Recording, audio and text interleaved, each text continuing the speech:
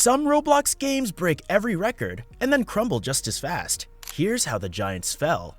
Dead Rails is one of those games that came out of nowhere and instantly grabbed the entire Roblox community. Created by Rico Miller, the game dropped with a concept that was simple but insanely addictive. A roguelite apocalyptic survival game set on a train speeding through chaos.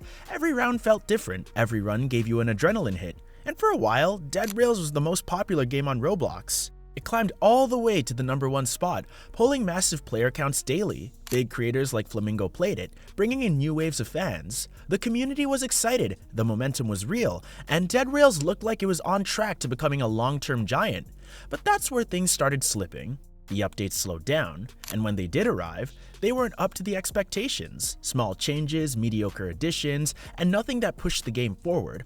A roguelike depends on fresh content to keep players coming back, but Dead Rails kept giving more of the same. The hype faded, the charm wore off, and players began moving on. Before long, the game had lost almost 90% of its player base. The lobbies got quieter, the excitement disappeared, and the community that once loved every update started feeling ignored. Even moments like Flamingo's boost, which once sent the game skyrocketing, couldn't save it anymore. Dead Rails was never a bad game, it just stopped evolving, and on a platform as fast-moving as Roblox, staying still is the same as falling behind. Fish is one of those Roblox games that didn't need flashy graphics or complicated mechanics to blow up.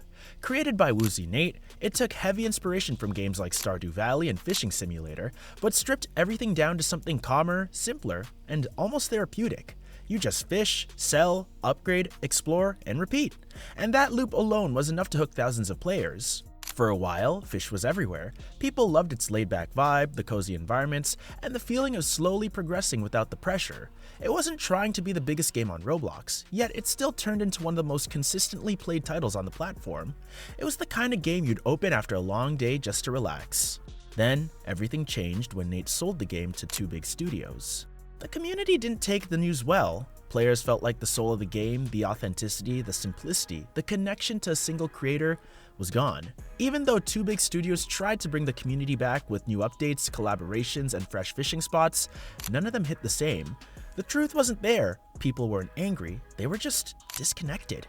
Fish entered a quiet decline. Player counts dropped, updates didn't carry the same excitement, and it looked like the game was slowly on its way out.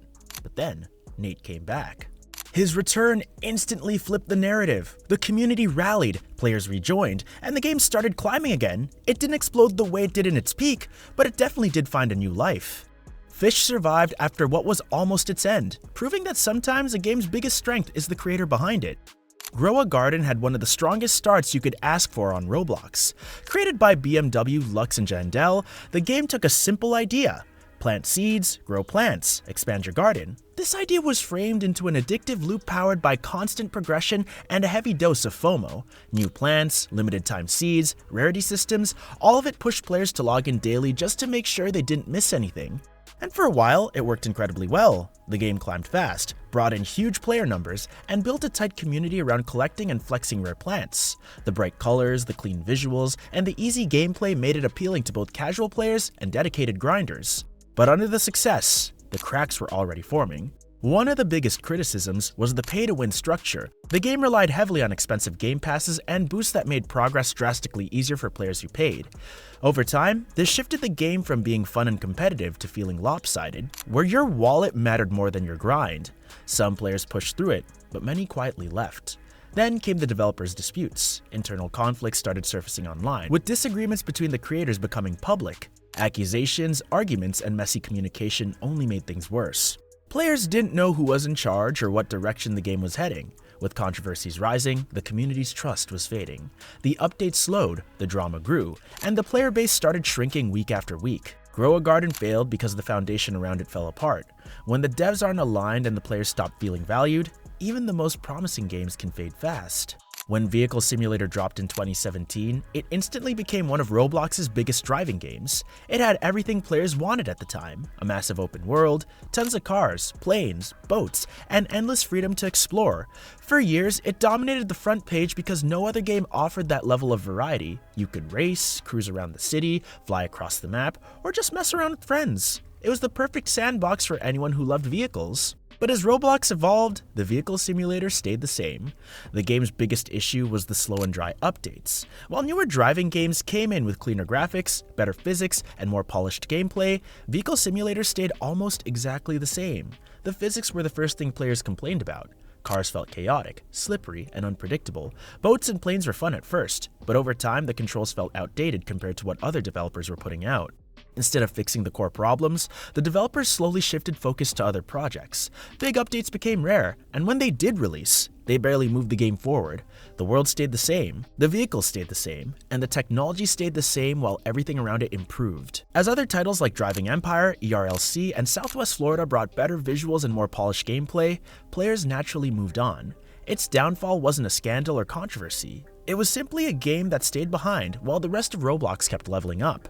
Meep City was a cultural movement. For years, it sat at the top of the platform as one of Roblox's biggest social hubs.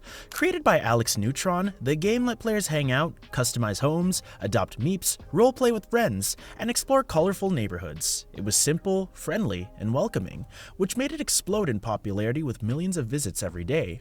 And for a long time, Meep City felt unstoppable. It had constant updates, huge parties, massive player counts, and a community that treated it like a second home. Kids, teens, and even older players all had a reason to keep coming back. But behind the fun was a growing problem. The party system and custom bios attracted a lot of inappropriate behavior. Roblox tried to moderate it, but the issue kept resurfacing. Eventually, the platform stepped in and forced strict changes. Parties were completely removed, custom bios were restricted, and several social features were heavily cut down. These decisions were necessary, but they came at a massive cost. Without parties, Meep City lost its biggest attraction. The neighborhoods felt empty, role-playing slowed down, and the once energetic lobbies turned quiet. Player counts dropped hard, from thousands online at any moment to only a few hundred scattered across servers. By 2025, the game's active community was basically gone.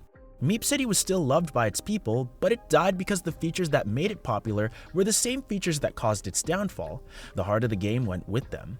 In every case, the downfall came from the same core issues: updates that couldn't keep up, poor management decisions, monetization that pushed players away, or a broken relationship between devs and the community.